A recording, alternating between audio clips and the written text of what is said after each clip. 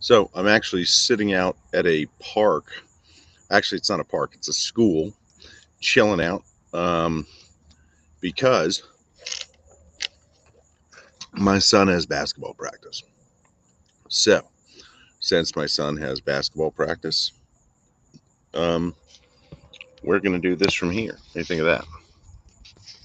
Pretty cool, huh? Nice.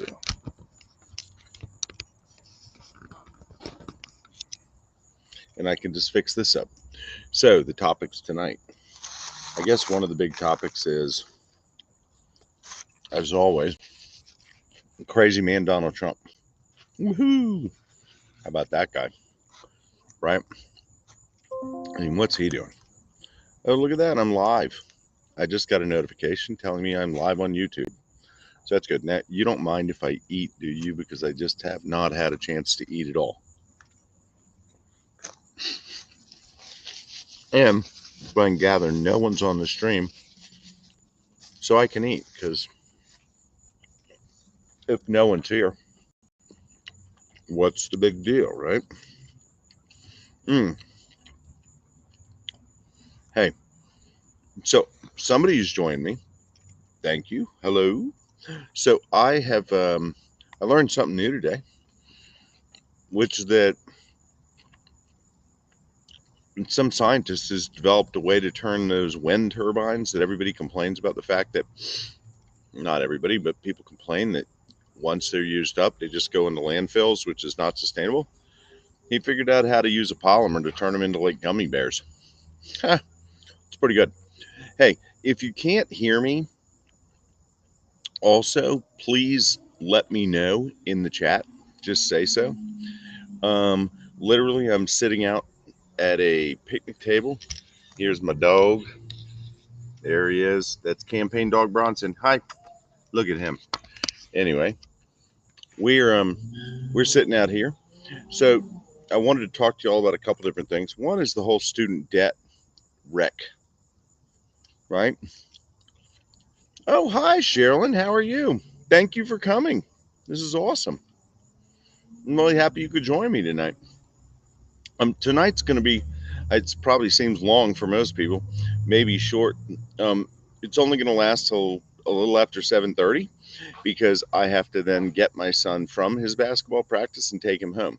Because unlike someone who maybe has a staff or whatever, I'm also like the head cook and bottle washer sometimes. So I got to pick him up and take him places, and that's okay. Anyway, so if you have any questions out there, please feel free to put them in the chat. So Sherilyn, of course, if you want to put them in the chat, go ahead, and I'll be happy to answer any questions that you have. Um, so the student loan um, debt relief. I want to talk a little bit about that. I've talked about it before. So first of all, just say, don't bury the lead. Um, I support it. Why do I support it?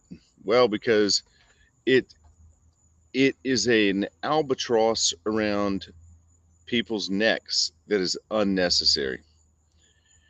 Um, People say, "Oh, well, you signed up for the loan." Well, it's kind of like the only way for anyone to get that education that they wanted to get a job and to follow their dream was to take out a loan. So they took out a loan and they thought the terms would be fair and they thought the interest rate would be something. And I mean, it it has been, I believe, a nightmare for millions and millions of people. The program has been run absolutely horribly. Loan servicers want to get in on the action so they can make all the money they can out of it.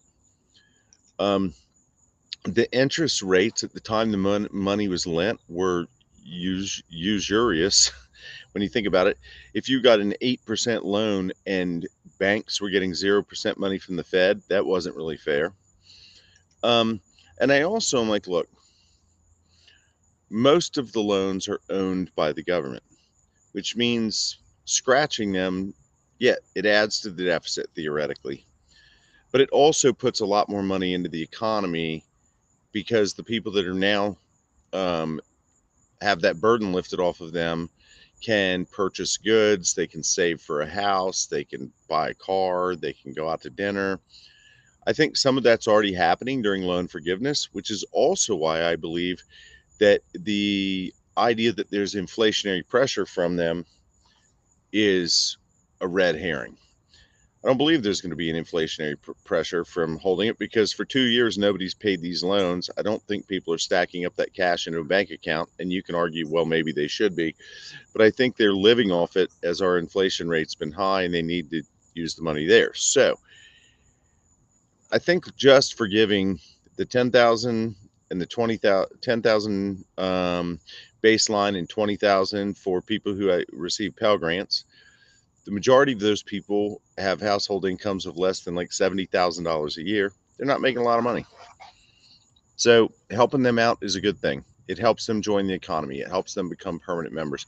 I personally would be much more aggressive in forgiving student loan debt, because I think education is supposed to be a gateway to making yourself better off mentally and financially.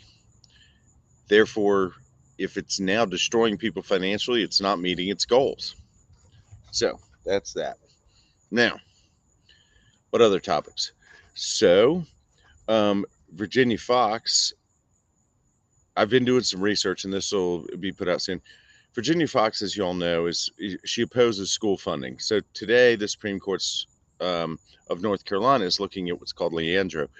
In North Carolina, as I don't know where the people who are watching are, but there's been a case that's gone on 27, 28 years where it's called Leandro because the student who sued was named Leandro, and it was saying you need to fund rural schools to the levels that they should be funded. Seems reasonable, right? So Leandro won, and the legislature has fought that forever. They don't want to fund rural schools. You would think in a district like the 5th, which is primarily rural, right? There are some pockets of, I wouldn't even say urbanization around, mostly in the 5th district where we are. It is the suburbs of Winston-Salem, and you've got some areas in Boone that are denser, but for the most part, it's very rural. The schools are rural. They deserve money to get those kids educated. They deserve to be able to hire good teachers. They deserve to have buildings that are kept up to standard and to have the technology they need in them to deliver a world-class education, even if you're out in the woods. And when you go to the school, you should have that. Virginia Fox never fights for increasing educational funding, ever. As she sits on the Education and Labor Committee, and what she does is she says, I'm protecting taxpayers and keeping the federal government um, out of our business, and let the state manage it. But the state doesn't manage it. If she cared about the people in her district, she would be fighting for them. So she would at least voice up about Leandro, even though she can't vote on it or impact it. But I'm saying it. The legislature should have to give up the money in order to pay for these schools. Virginia Fox, not even going to say that. Matter of fact, if you asked her, she'd probably say, you know what? The schools are fine. They don't need any more money. They're wasting all the money. That's basically her modus operandi. Huge difference between Virginia Fox and me. The other thing is Virginia Fox and school reduced and free school lunch. So I did some research and it's interesting. 60 in some counties, over 60% of the kids, and this is some counties within the 5th district, of which there are 12, have over 60% of their kids on free and reduced lunch. The average now across all counties is in the mid 50s for kids on free and reduced lunch. Virginia Fox in June decided that she was going to vocally speak out about how the pandemic free lunch program should be cut to save taxpayers money.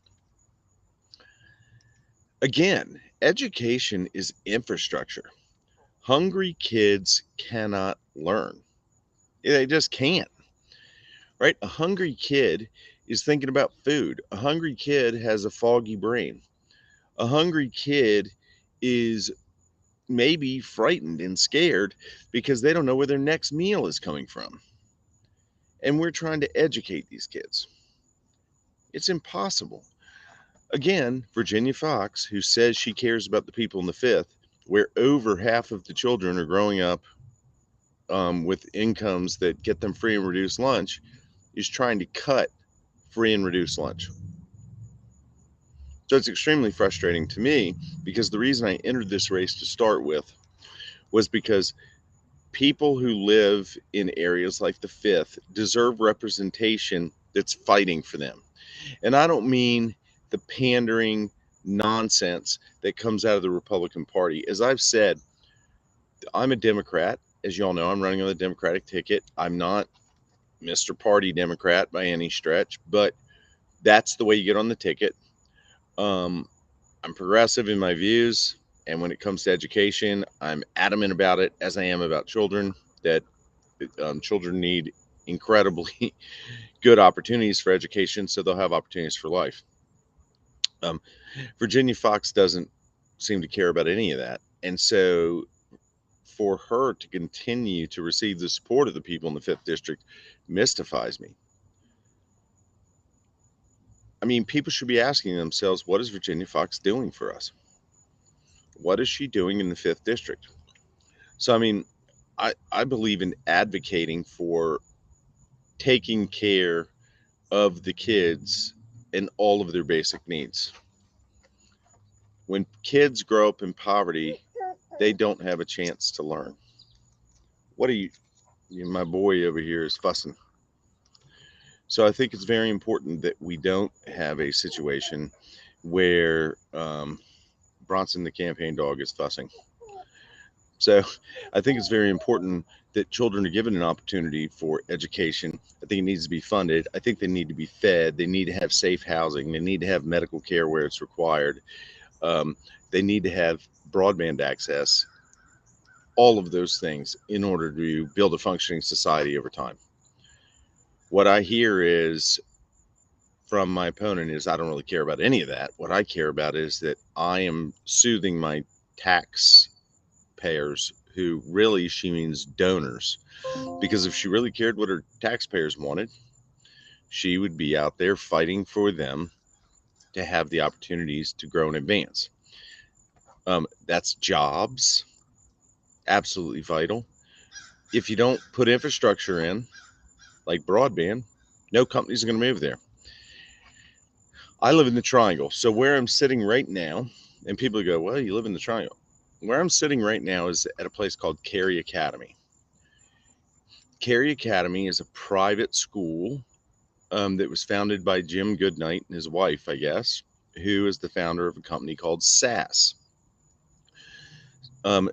Jim Goodnight came up, I believe, in public schools and then went to NC State and became a professor and invented this software program for statistical analysis, which is SAS, and made himself a billionaire and opened up a private school. You can bet that at this school, they have everything they need all the time, right? They absolutely do. So kids that are coming out of this school have tremendous opportunities for the future. And you can bet they have high-speed internet. You can bet they've got televisions in classrooms that can present topics. They've got computers for people. They've got a robotics club because they have money. If you don't give kids, the schools, money, you're not going to be able to get educated. So we can't all go to a Carey Academy. My kids don't go to Carey Academy. They go to public school. I'm a firm believer in public education. I'm a product of public education, and that means in all, both my, all. So I went through primary, secondary, and higher education, all at public universities. I think private universities are fantastic. However, it's the public's responsibility to fund our schools for the public. I personally believe that all public education should be free of charge. And people love to say, free isn't, nothing's free. Yeah, you're right. You pay tax dollars for it. You know who else pays for it? Corporations. You're like, corporations and businesses. Yeah. Why should they pay? I don't know. Maybe you don't. I'm pretty sure y'all think, yeah, they probably should. Why? Well, because that's where they get their employees. So the vast majority of employees are public school educated. So if you're getting your educated staff from public schools, corporations should be paying their fair share. Now, I want to bring it back to the carry thing and where I live. Where I live is a hotbed for jobs. I mean, I think it's the second fastest growing job market in the country behind Austin, Texas. And people would be like, why? Why is it so good? Well, you've got three major reasons it's really, really good for that. NC State, Duke, University of North Carolina, Chapel Hill. And that means I don't mean any kind of, shade on any of the smaller schools that are around here, of which there are a lot. But those are three massive research institutions that have law schools. They've got big graduate programs. They do, I would venture to say, billions of dollars in research. And they develop products and things come out of them that turn into companies like biotech, technology. Where I'm sitting, as I said, is a school founded by the guy who founded SAS, who was a graduate and a professor at NC State. And guess what? That's a public university. We, as a region, have a tremendous amount of highly educated people. Companies are looking for highly educated people in order to grow, especially in today's high-tech world. That does not mean that people in rural areas should be left out. They shouldn't. But in order for them to participate in the modern economy, they have to basically have an opportunity to get the skills they're going to allow them to. I'm a huge fan of trade education. I'm a huge fan of apprenticeships. But if you think about apprenticeships at any particular company, like where I grew up, we had the Newport News Shipbuilding and Dry Dock, and people would get an apprenticeship there to become a welder or whatever. The company paid for the apprenticeship. You applied it wasn't the company paid to train their employees. They paid the employee to be there and be an apprentice. We need to put it on companies to educate their employees. That's their responsibility as well as ours. We also need to stop attacking people with liberal arts educations and with like pure research jobs, because the new, different, exciting things that come out in our economy are often driven by those patterns. They're not driven by people who weren't in those worlds, right? I think you look at a lot of the companies, and people love to point to Harvard dropouts and say, look, they did it, or Stanford dropouts. Remember, these people were at Harvard and Stanford. Most all of them came from very wealthy families. They, in high school, got essentially what were the first 2 years of college education provided to them. They had access to all the technology, computers, and everything else they needed in order to grow and kind of figure out what they were going to do. That still happens. But the majority of people, the majority of companies are going to come out of schools that are funded by the public. And we need to basically fund our schools. So Virginia Fox doesn't believe in that. I absolutely do. So the other thing in school that's there's an interesting story. I don't know if anybody y'all saw this today.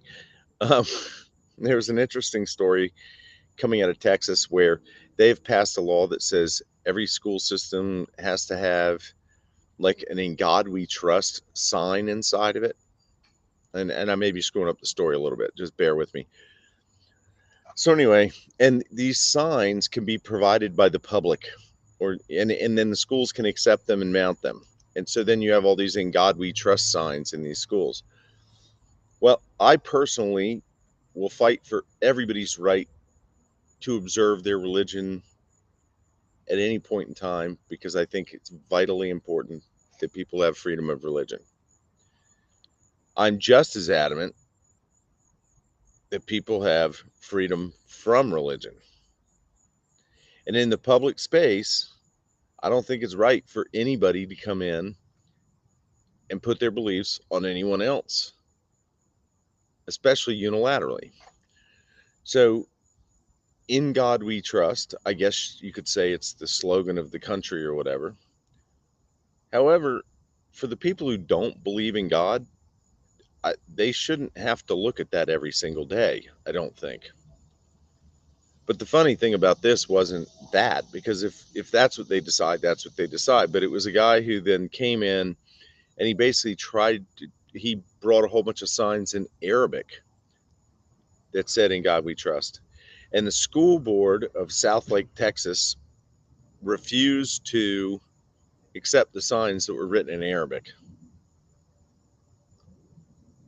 So, same exact wording, same exact everything written in a different language, and the school board rejected them. Like, so it's obvious that what's going on here has a lot less to do with God and a lot more to do with kind of that Christian nationalism. And again, I have family that are priests. My parents are very religious people. I'm I support people's religion entirely. But we need to keep it out of our government and out of our schools because religion tends to cause significant problems when people disagree. And I mean, that's not a real hard thing to really say, is it?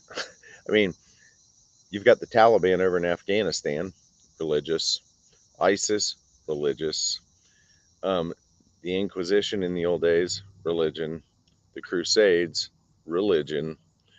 Um, you can go anywhere across the world. Actually, Modi in India with the Muslims and the Hindu nationalists, religion, Pakistan and India, religion. It goes on and on and on and on. The further away religion is from government, the better off we all are. It's my opinion. And it's also the way I would govern. I would not govern by any religious dogma or orthodoxy. I would not be referencing religious texts as to how we should be governing our society. That doesn't mean that I don't respect people's need to have a religion. I absolutely do. But I absolutely think it needs to be kept separate from our government. And Thomas Jefferson, he had three things on his I don't know, I'm obviously just rambling, but Thomas Jefferson had three things put on his gravestone. One of them was the writer of the Declaration of Independence. The second is the founder of the University of Virginia. And the third was the author of the Virginia Statute of Religious Freedom. So anybody that tells you the founding fathers were Christians, some were, some weren't. But the intent of the founding fathers is that they do not have any kind of religion embedded into our government. And so that's that. So anyway, it is 7:28. I'm going to go get my son. And so I hope you've all had a wonderful evening. I'm looking forward to doing these streams more. I think I might start a morning stream where I just kind of have a cup of coffee and chat. Do you think that'd be fun? I'd love to do it. So anyway, I hope y'all are all having a great night. I hope you've had a great week. And Sherilyn, thank you for coming. It was awesome. I appreciate it. And I had a great time at the Wilkes dinner the other night. It was funny. My wife, I hope you got a chance to meet her, but she, all the way back from Wilkes, she slept. So I listened to um, my book, which is The Cruelty is the Point, which if anybody hasn't read that, it's about kind of the push towards populism under Trump. Fantastic insights into what's going on. Absolutely. And also anybody out there, thank you. Well, I think she's lovely too, Sherilyn. I actually, she's pretty awesome. She's actually out of town right now. She's up helping her dad. And so that's why I'm doing all this instead of sitting in the normal my streaming location. But it was actually beautiful. I can't say I have a complaint in the world of this. So I have to say this because I'm obligated. It is the end of the monthly period. If anyone chooses to donate, I would love that. Um, the money I get goes straight back into getting my name out there and getting the message out there and doing the best I can to put a dent in Ms. Fox and all of her horrible policies. So there you go. What more could you ask for than taking a few swings at Ms. Fox? So anyway, have a great night. Take care, all. Thank you so much, and we'll talk soon.